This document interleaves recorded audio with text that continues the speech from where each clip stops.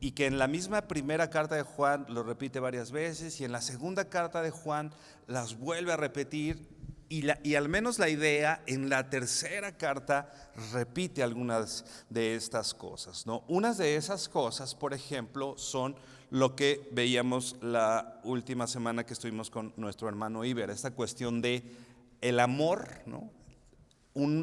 Algo que podemos ver que rodea la primera, segunda y tercera carta de Juan es el amor, ¿no? Otra de esas palabras o de esos temas recurrentes es la verdad, ¿no? La verdad, el amor y, como hemos estudiado también, la comunión. Y todo lo que implican estas tres palabras y, digamos, el juego de palabras que se puede dar, ¿no? El amor, vamos a decir, independiente, pero también el amor a la verdad, ¿no? O ese amor a la verdad y la verdad que me lleva a tener comunión. Esas palabras son claves para poder tener un buen entendimiento de estas tres cartas y particularmente del tema que veremos hoy. Entonces estamos en 2 de Juan 4 al verso 6, del verso 4 al verso 6. Hace un par de semanas con nuestro hermano Iber veíamos justamente los primeros tres versos, la salutación, cómo saluda, a quién está dirigida la carta, etcétera. Y ya después en estos primeros, en esos siguientes versos 4, 5 y 6, ya entra el apóstol Juan más en el tema que va a gobernar, vamos a decir, o que va a dirigir esta carta. Dice el verso 4: mucho me regocijé porque he hallado a algunos de tus hijos andado en la verdad, conforme al mandamiento que recibimos del Padre. Y ahora te ruego, Señora, no como escribiéndote un nuevo mandamiento, sino el que hemos tenido desde el principio, que nos amemos unos a otros. Si este es el amor, que andemos según sus mandamientos. Este es el mandamiento, que andéis en amor, como vosotros habéis oído desde el principio. Inclina tu rostro y vamos a orar. Señor, gracias porque eres bueno y nos permites poder venir juntos a estudiar tu palabra. Yo te pido, Señor, que abras nuestro corazón, que abras nuestro entendimiento y que todo lo que aprendamos hoy no solo se quede como un conocimiento, no solo como estar ensanchando, Señor, nuestro conocimiento nada más, sino que todo esto nos lleve a amar, nos lleve a buscar la comunión como hemos visto ya, Señor, la comunión contigo, la comunión unos con otros, pero que esta comunión, Señor, sea en verdad y porque permanecemos en la verdad, Señor. Habla, Señor, a nuestros corazones. Queremos escuchar tu voz. En el nombre de Jesús, amén y amén. Dice, voy a leer otra vez el verso 4. Recuerda, Juan, el discípulo amado del Señor, todo lo que tiene que ver con amor, ¿no? Tiene mucho que ver con Juan. Repito, es un tema que eventualmente sale en los escritos del apóstol. Dice el verso 4: mucho me regocijé porque he hallado a algunos de tus hijos andando en la verdad conforme al mandamiento que recibimos del Padre, ¿no? Dice la NTV, bueno, te voy a leer de una vez la versión de la Nueva Traducción Viviente. Este verso 4 lo traduce así esta versión. Dice: qué contento me puse al encontrarme con algunos de tus hijos y ver que viven de acuerdo con la verdad, tal como el Padre lo ordenó. Esta palabra que se traduce en la NTV como qué contento, está diciendo, al decir qué contento, está hablando de una gran alegría. Esta cuestión cuando dice mucho me regocijé, hablar de regocijo en el idioma, etcétera, es hablar de un gozo muy muy grande, un gran gozo que tenía Juan. O sea, Juan estaba verdaderamente contento. Juan estaba muy contento y después y el juego de palabras, mucho me regocijé, está diciendo he llegado a un extremo, vamos a decir, muy grande de alegría, de gozo, no. ¿Quieres ver a alguien contento en este momento? Puedes pensar en Juan. Puedes pensar en un discípulo del Señor que está experimentando un momento de alegría muy, muy, muy grande. Esto es relevante y esto llama mucho la atención en medio del contexto en el que Juan está escribiendo. Juan está escribiendo en momentos difíciles para la iglesia, lo hemos mencionado en otras ocasiones, ¿no? Persecución, muchos hermanos muertos, discípulos del Señor muertos, etcétera. Muy probablemente, o hay quien dice que Juan estaba experimentando mucho sufrimiento cuando está escribiendo estas cartas. Por ejemplo, es muy probable que haya escrito esta carta estando incluso en el exilio, tal vez, ¿no? O sea, exiliado, pasando situaciones difíciles. Pero es importante ver cómo Juan no tiene su regocijo o su contentamiento o su gozo basado en las circunstancias que él estaba viviendo. Había visto amigos suyos morir, muchos cristianos habían muerto. Él mismo estaba de una manera injusta pagando el precio de predicar el evangelio, ¿no? A veces nosotros decimos: Señor, estoy haciendo las cosas bien, y con todo me están pasando cosas no buenas, ¿no? Juan podría haber estado diciendo eso: yo estoy predicando y estoy haciendo y estoy enseñando, pero con todo me están pasando cosas bien complicadas. Y muchas veces esas cosas nos llevan a la amargura, ¿no? Y transforman nuestra manera de pensar, nos ponemos tristes, y empezamos a justificar nuestra tristeza, empezamos a justificar quizá no solo tristeza, sino tal vez enojo por las situaciones que hay alrededor, ¿no? Todos los que estamos aquí hemos vivido situaciones difíciles, definitivamente. Situaciones tristes, definitivamente. Todos los que estamos aquí hemos vivido situaciones así. Ahorita hablábamos, ¿no? de las dificultades que hoy hay en el mundo, ¿no? Y es difícil no estar tal vez preocupado, o es difícil no estar pensando recurrentemente en esas cosas. Pero Juan no es aquí la excepción. Ya decíamos, está viviendo cosas muy complicadas, pero tiene un gran regocijo. Tiene un gran gozo y está bien contento, está muy contento. El punto es: ¿en dónde está basada la alegría de Juan? ¿En dónde está basado el contentamiento? Y quizá la pregunta para nosotros es: si no estamos contentos, ¿no? Ahorita vamos a ver particularmente qué es lo que pone contento a Juan, pero si no estamos contentos, quizá la pregunta que debemos hacer es: ¿dónde está basada nuestra alegría, ¿no? ¿Dónde está basada mi plenitud o el estar bien? Pues bueno, vamos a ver que Juan había tenido vamos a decir, una preocupación, vamos a decir, como pastor, como líder, ¿no? Que eran finalmente las personas que él había enseñado, ¿no? Él como un discípulo del Señor, pero que también él había hecho discípulos, ¿no? Tenía, si bien una preocupación, como hemos visto, porque se predicara la verdad, una preocupación porque había falsos maestros. Dice aquí: mucho me regocijé, ¿no? ¿Y cuál es su alegría? De que sus discípulos, ¿no? Acuérdate que está dirigida esta carta finalmente a la iglesia en ese entonces. Puede estar hablando, dice, a algunos de tus hijos andando, ¿no? Le está hablando a la iglesia, algunos hijos de la iglesia que están andando en la verdad, ¿no? Entonces él está bien contento por ver el testimonio, por ver la vida, por ver el camino, ¿no? De aquellas personas a las cuales Juan enseñó, a las cuales Juan guió, ¿no? ¿Cuál era su gozo? No solo que estaban bien, sino un gozo muy particular, que ellos habían estado caminando en la verdad.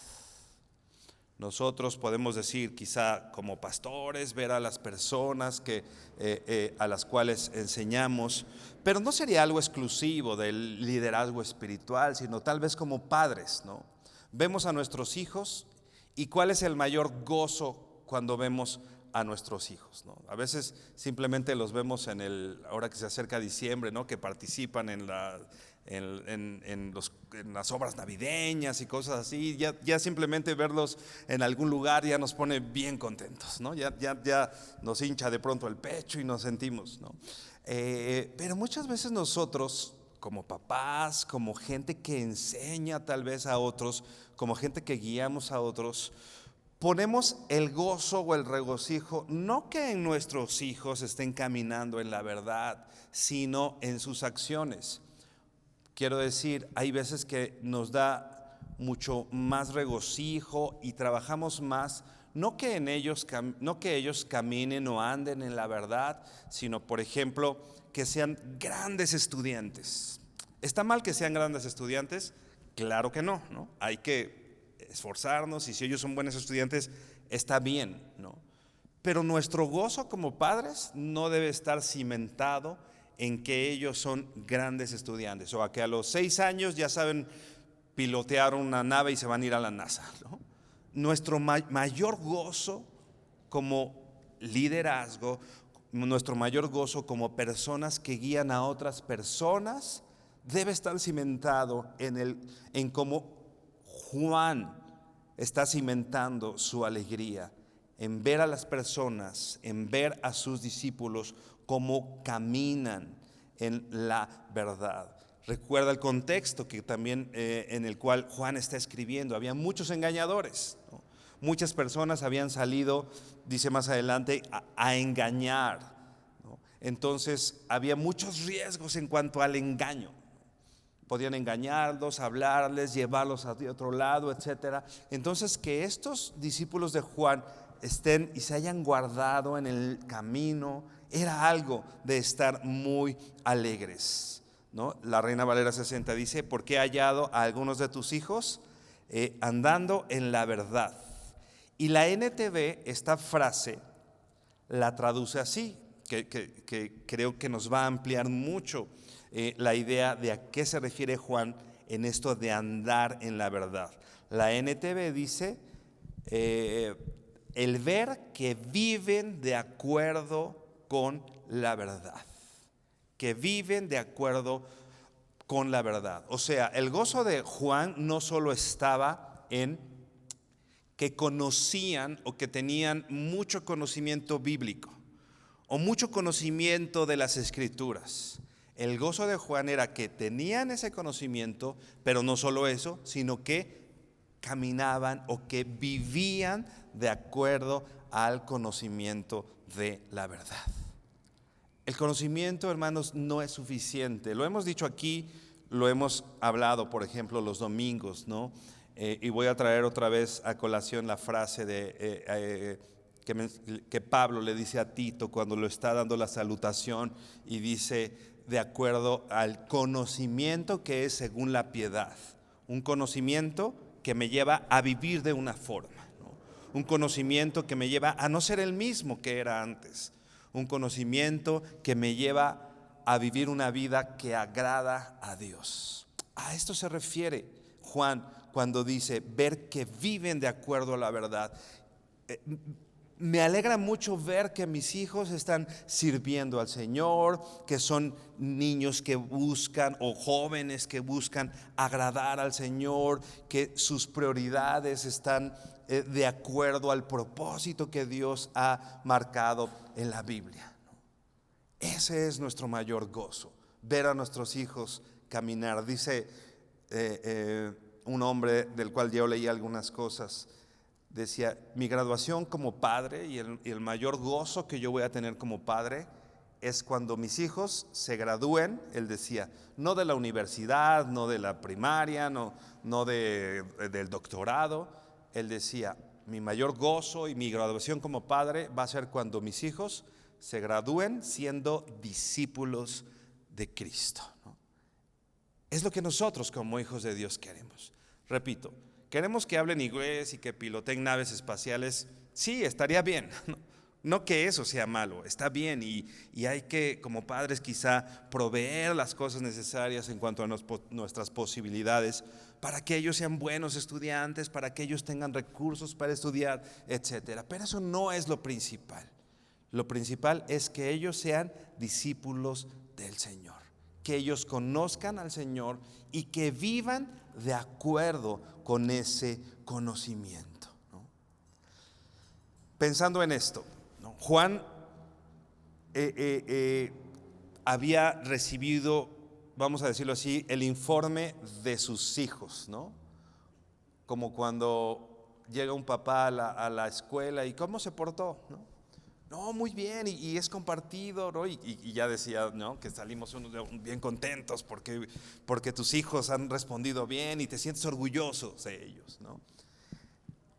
Pensemos, ¿qué habían visto las personas que le llevaban este informe a Juan, en los discípulos de Juan? ¿Qué habrán visto ellos que le dijeron a Juan: oye, tus discípulos hacen esto? ¿Qué pensarías? ¿Qué pensarías que vieron, que decían, ellos andan en la verdad? ¿Qué sería lo que ellos vieron? Y que le dijeron a Juan: oye, tu hijo hace eso. Decía en la primaria, pues compartió sus juguetes, ¿no? Su hijo compartió los juguetes, ¿no? ¿Qué le habrían dicho a Juan? Oye, tus discípulos hacen ¿qué? Para poder decir que andaban en la verdad. ¿Qué podría ser, por ejemplo, que podían haber visto en los discípulos de Juan o en los cristianos de la época? ¿Qué actitud podrían haber tenido ellos? Que eran honestos, por ejemplo, que no son tramposos o mentirosos, ¿no? Hablar, por ejemplo, de honestidad. ¿Qué otra cosa? La piedad, una vida que busca agradar al Señor. ¿Qué más? ¿Alguna otra cosa, algo que te venga a la mente? El amor, por ejemplo, ¿no? Que se aman. Y de hecho eso lo vamos a ver más adelante, y eso es bien importante porque Jesús decía: por el amor que se tengan entre ustedes, ¿no?, los van a reconocer que son verdaderamente mis discípulos, ¿no? Entonces el conocimiento es algo, el conocimiento de Cristo es algo que tiene que ser evidente, no solo porque venimos y hablamos de Cristo. ¿Hay que hablar de Cristo? Claro que hay que hablar de Cristo, no estoy diciendo lo contrario. Pero el conocimiento de Cristo en nuestras vidas se tiene que ver, tiene que ser evidente. Tan evidente que alguien pueda verte y llevar un buen informe a alguien de lo que estás haciendo, ¿no? Oye, fulanito, Jonathan está haciendo esto, ¿no? O Marcos se está portando así, ¿no? O sea, es algo verificable, algo verificable. Yo tenía un maestro en la escuela, obviamente sus conceptos para nada eran bíblicos ni nada, nos enseñaba en la escuela música, pero como sociología, ¿no?, en la cuestión musical y eso. Y él en alguna clase nos hablaba del amor y decía él: el amor no existe porque el amor no es verificable, decía él, ¿no? ¿Cómo se sabe que alguien ama, no? Entonces, no es algo verificable, no es algo como comprobable. Entonces, luego entonces él decía: el amor no existe, ¿no? Qué triste, ¿no? Ahora que lo pienso, qué triste, ¿no? Pero sabes que de acuerdo a lo que está diciendo Juan, el amor es verificable. El amor se tiene que observar, el amor es algo que se tiene que verificar, que se comprueba. Es algo que nosotros tenemos que vivir y comprobar que vivimos en el amor del Señor. No solo entendían o conocían los conceptos, no solo entendían la verdad, sino estaban llevando una vida que respondía al amor y al conocimiento de la verdad.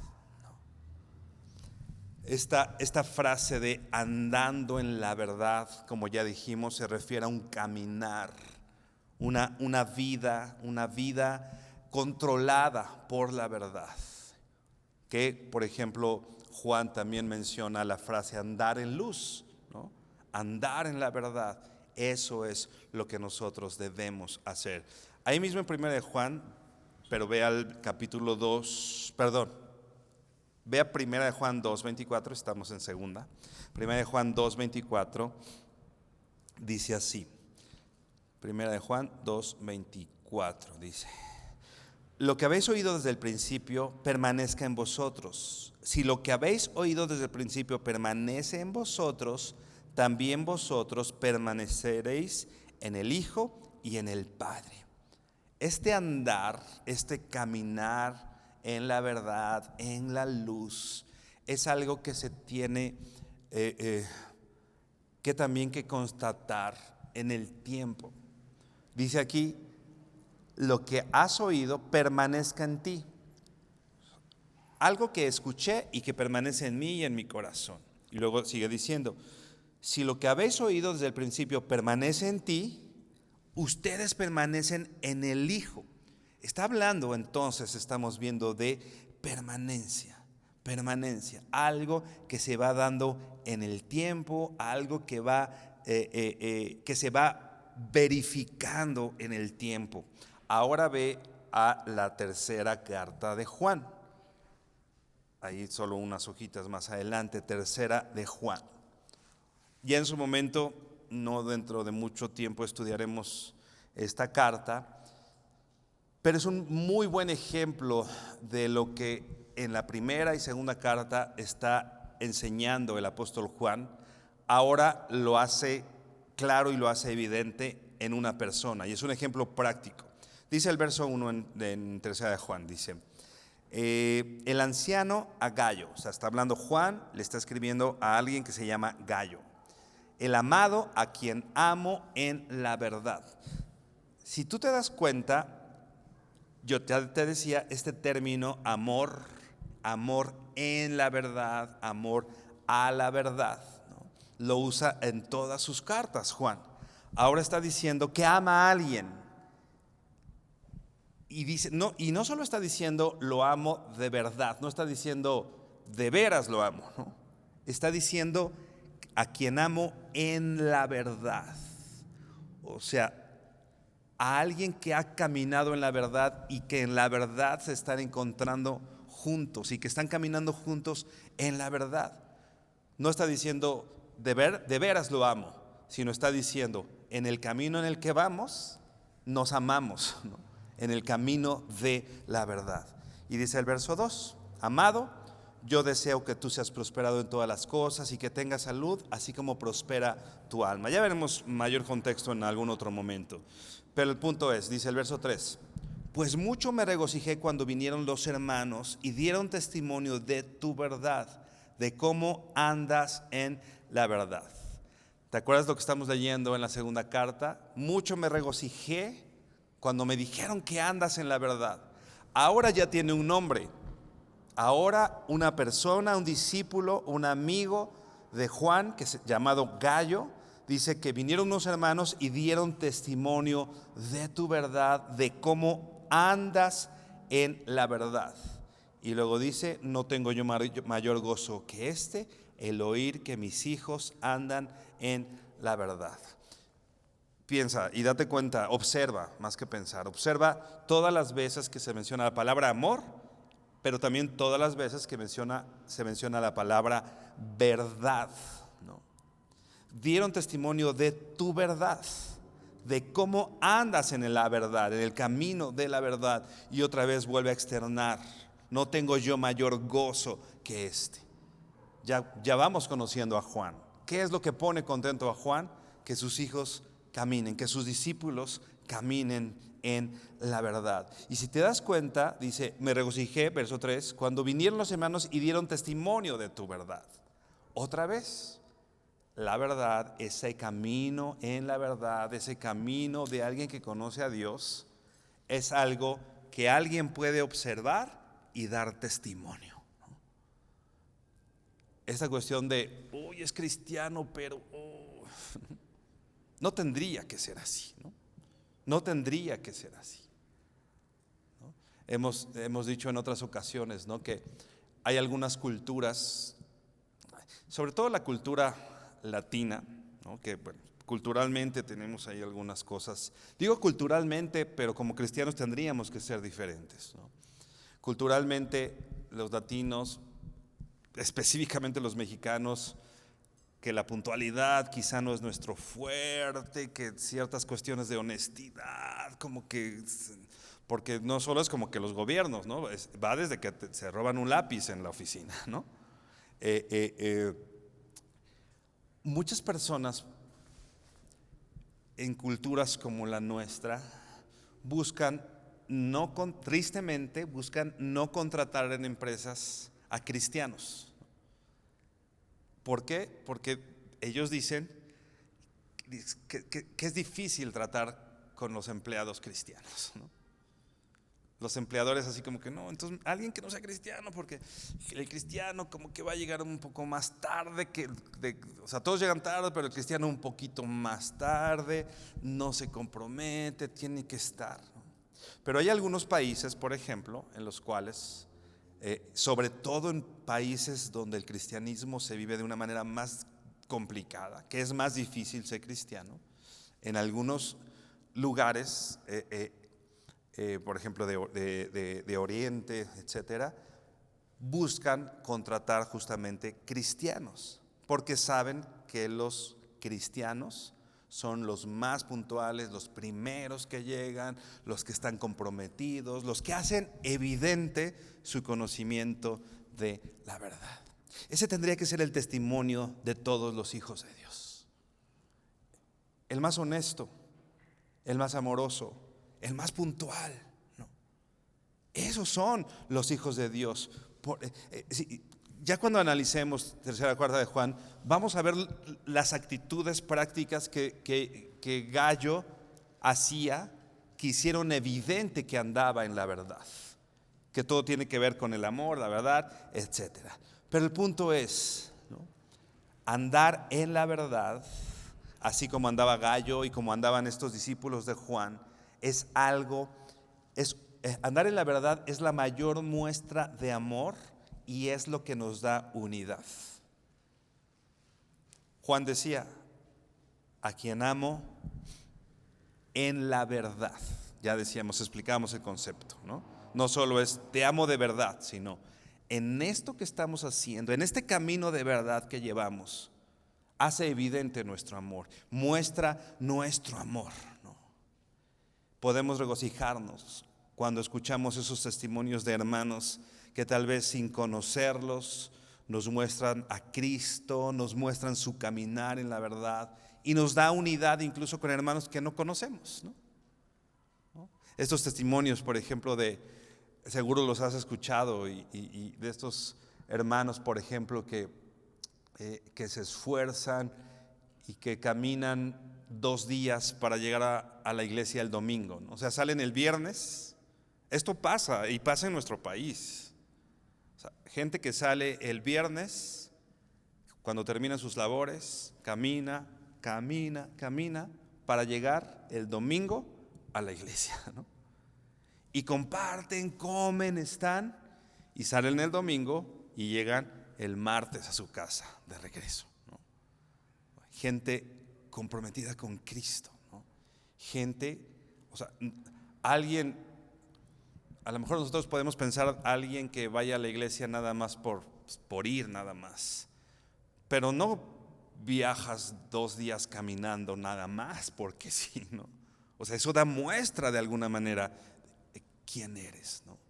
No se les interpone nada. Y nosotros oímos esos testimonios y hasta como quisiéramos estar con ellos, ¿no? Y abrazarlos y nos regocijamos con el esfuerzo que hacen nuestros hermanos, incluso aún sin conocerlos, ¿no?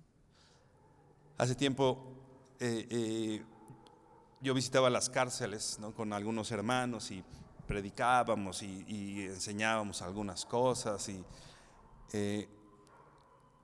y podía ejemplificarse muy claro esto de este amor.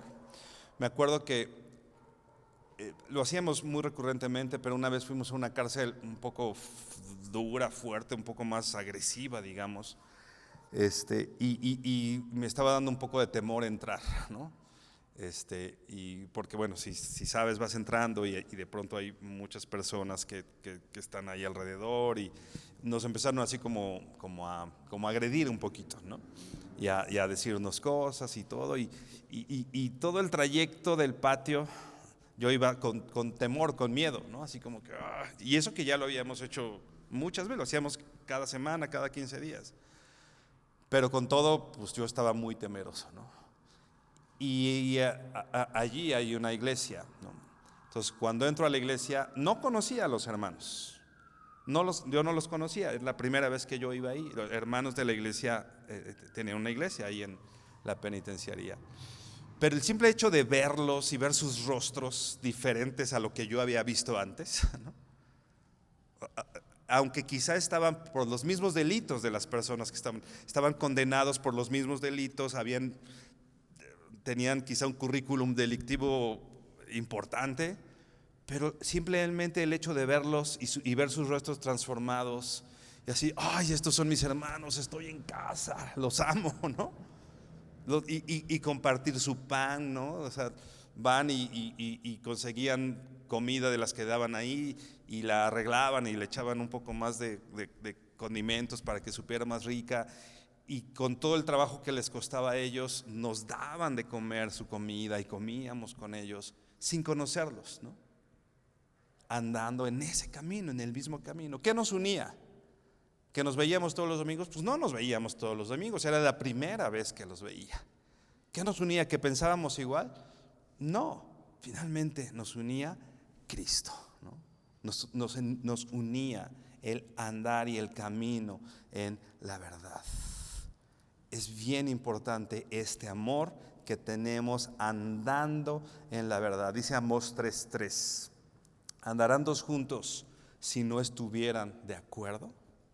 ¿Andarán dos juntos sin estar de acuerdo? Y dice, ve por favor la segunda carta a los Corintios 6:14. Segunda a los Corintios 6:14.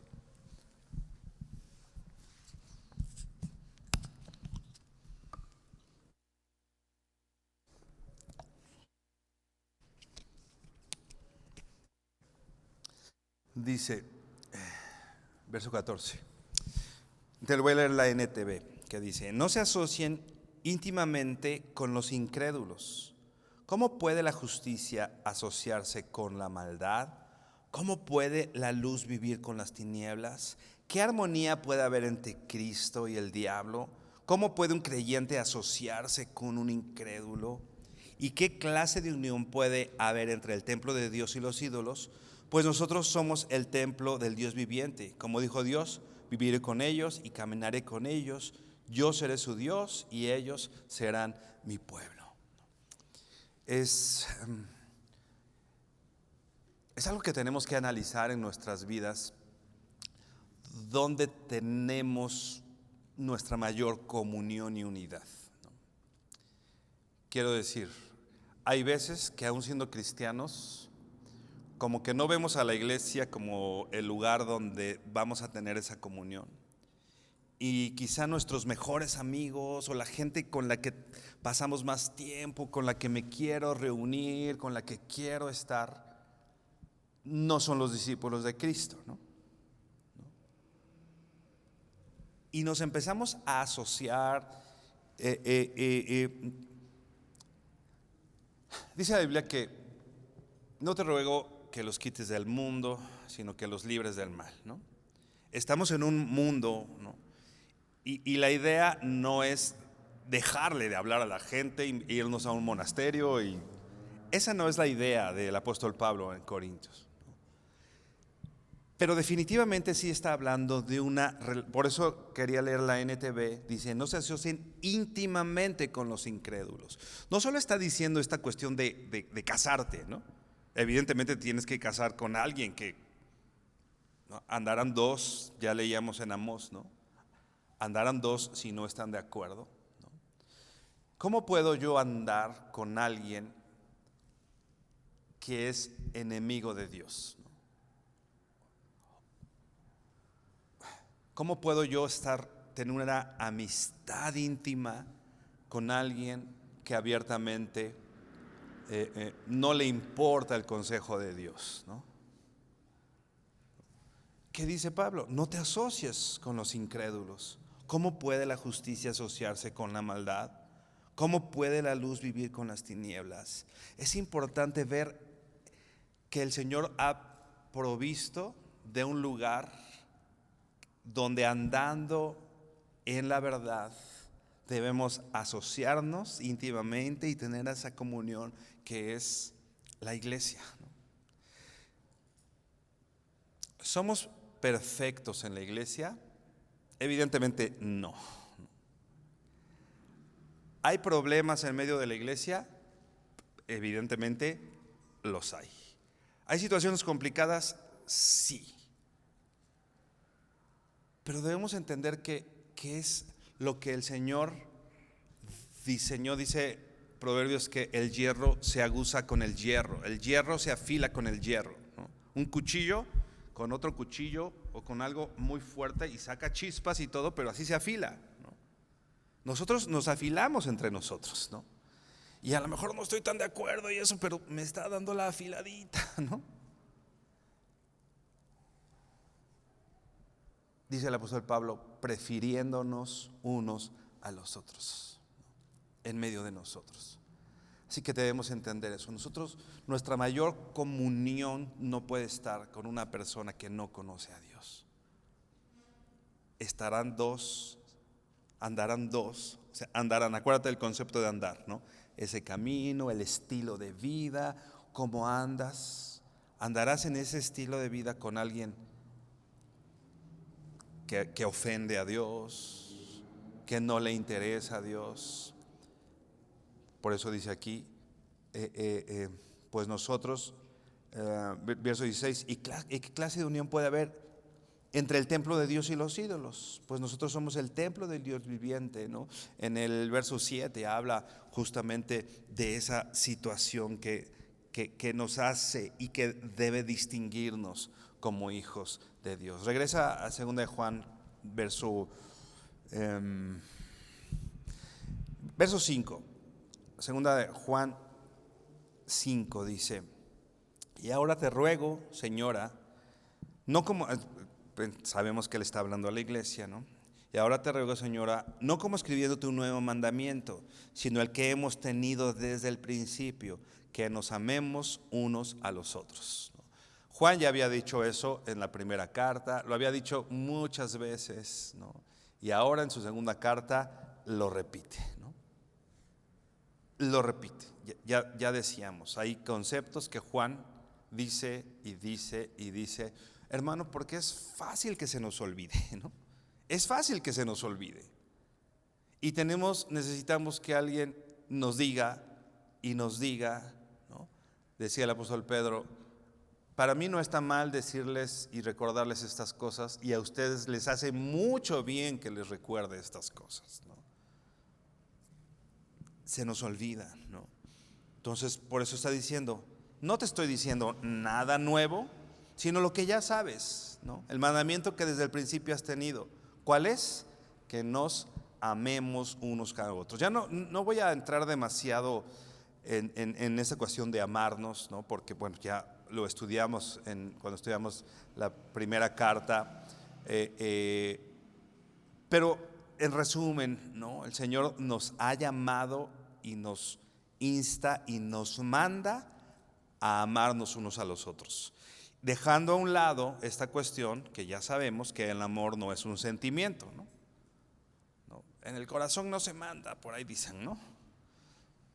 Bueno, no sé si en el corazón, pero en el amor sí. Y es un mandamiento. Y el Señor me manda a amarnos los unos a los otros. Y está hablando de la iglesia, ¿no? Está hablando de nosotros. Aún ese hermano que me cae bien mal y que, ay, así que, sí, a ese, ¿no? Y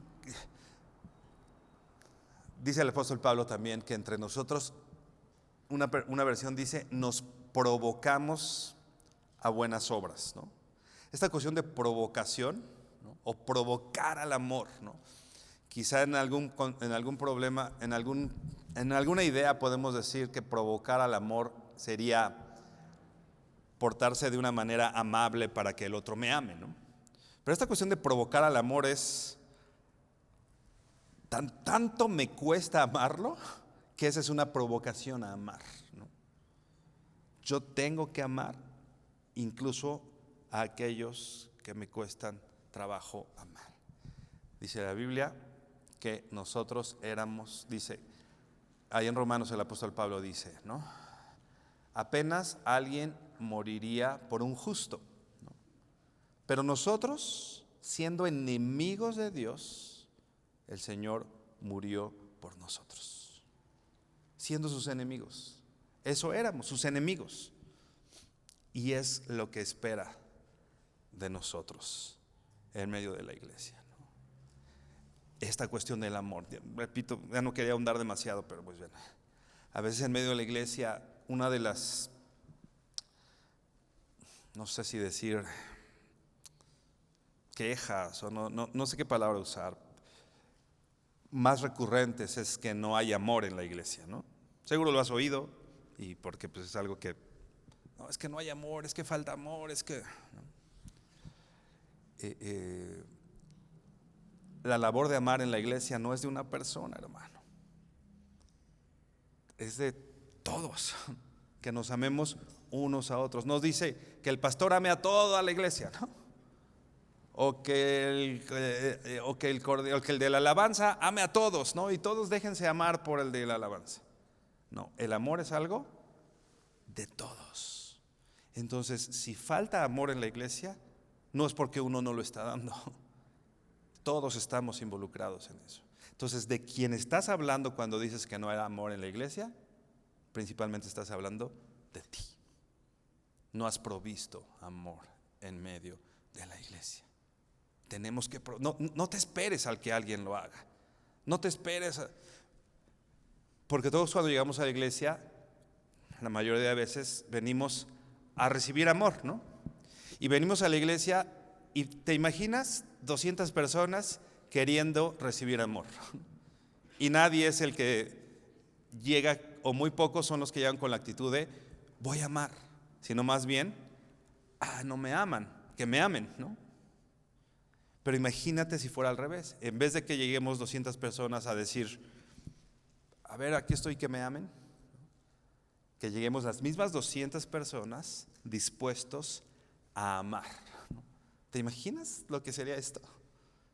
Por eso les llama un convite, un ágape a las reuniones, ¿no? Porque había amor por todos lados, ¿no? Porque todos han tomado, todos hemos y debemos tomar nuestra responsabilidad de amarnos los unos a los otros. Y no es solamente una persona.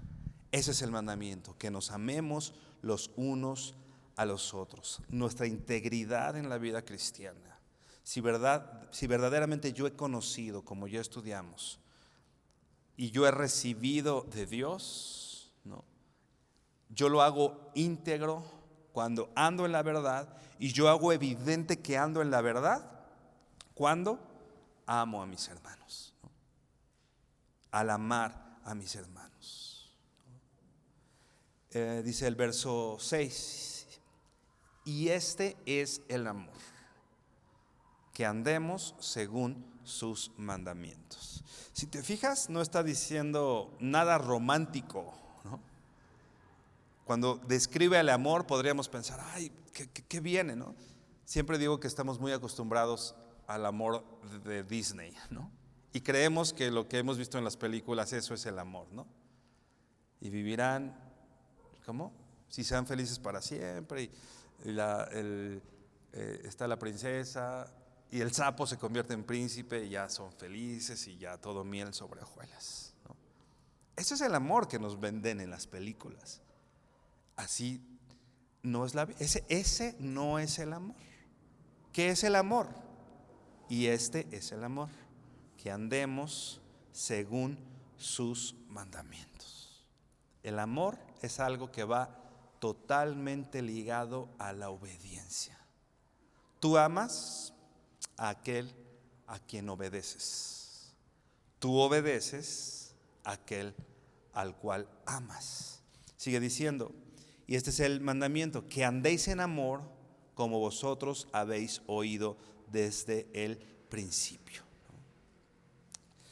Dice un autor, te voy a leer la frase completa, dice, quizás no logras distinguir entre el amor y la emoción del amor, no son lo mismo.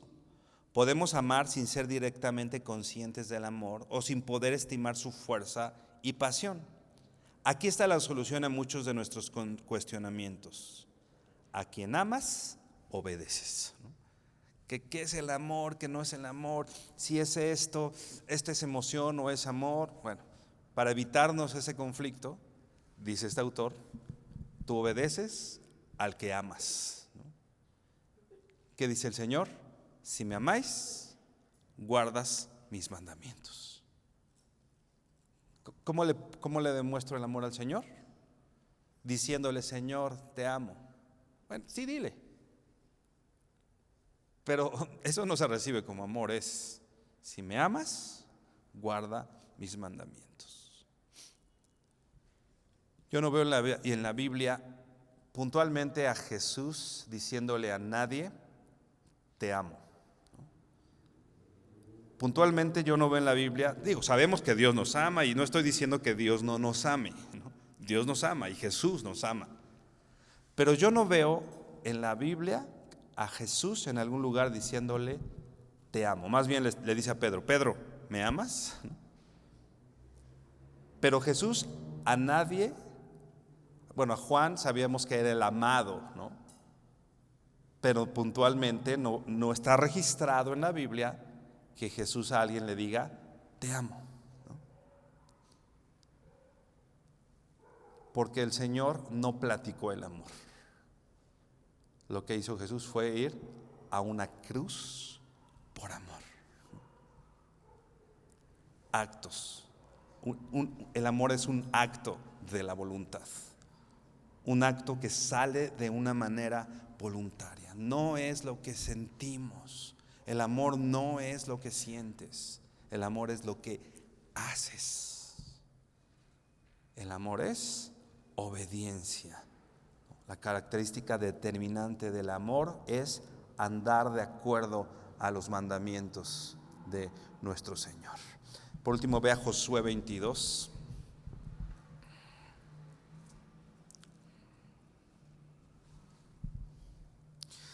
Versos 4 y 5.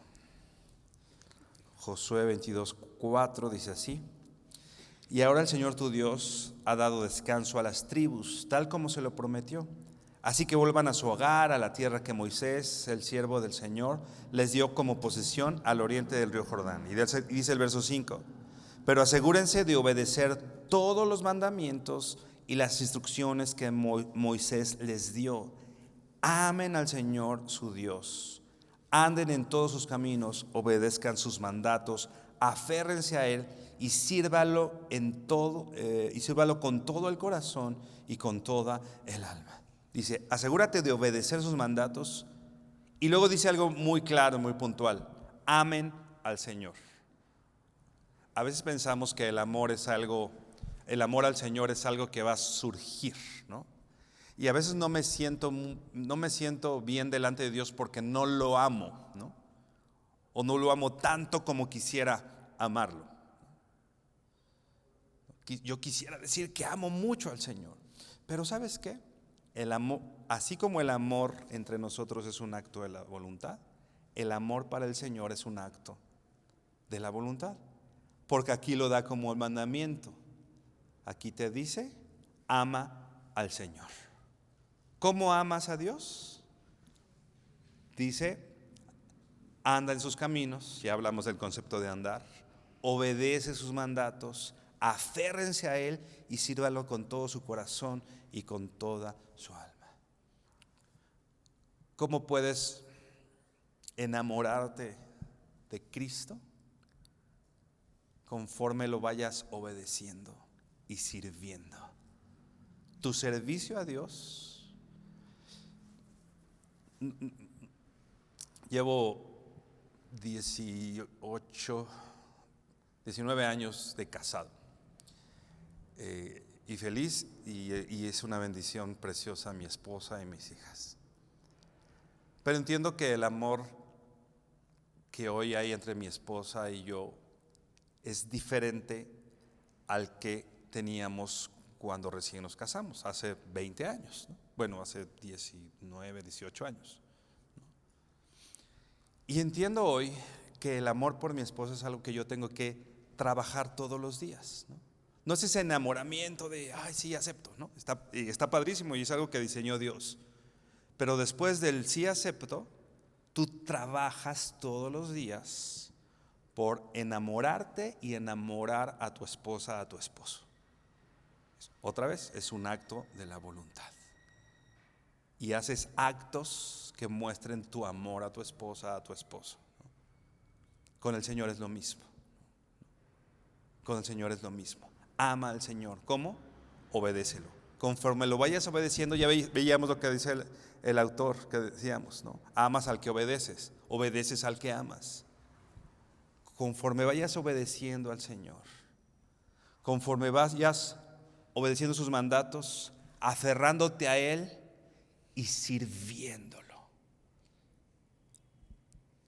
Sirve al Señor, sirve al Señor. Amarás al Señor tu Dios con todo tu corazón, con todas tus fuerzas, ¿no?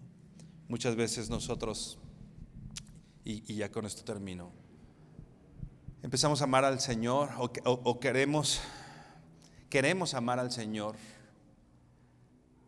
pero ese amor, vamos a decir, el que yo escribía, el amor tipo Disney, ¿no? Una vez más debemos entender que el Señor nos pide amarlo, y es algo que yo debo trabajar. Aviva el fuego del don que hay en ti. Sed llenos del Espíritu Santo. Otra vez, imperativos, ¿te das cuenta? No está diciendo Dios te va a llenar del Espíritu Santo, o Dios va a avivar el fuego del don que hay en ti, o Dios va a hacer que lo ames, sino ama al Señor, aviva el fuego de Dios, del fuego del don que hay en ti, y sé lleno del Espíritu Santo. ¿Cómo lo haces? Haciéndolo, sirviendo al Señor.